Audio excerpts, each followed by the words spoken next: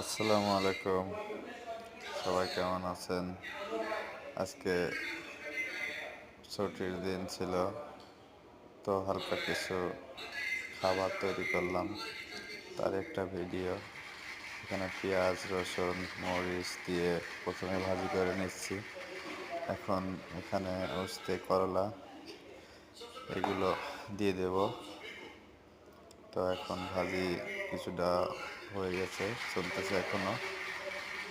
তো আসলে খুব সুন্দর একটা ভাজি, প্রায় হয়ে গেছে ভাজিটা। আর কিছু সময় জ্বালাবো, কিছু সময় জ্বালানোর পরে ভাজিটা কমপ্লিট হয়ে যাবে। আমার বস এখানে আছে ভাজি, আর ওই পাশে আছে ডাউল। সব মিলে আজকের খানার আয়োজন এটা। তো ভাজিটা শেষ, রান্না হয়ে গেছে। এখন ডাউলটা তেলে দেওয়া হবে। ডাউল তেলে দেওয়ার পরে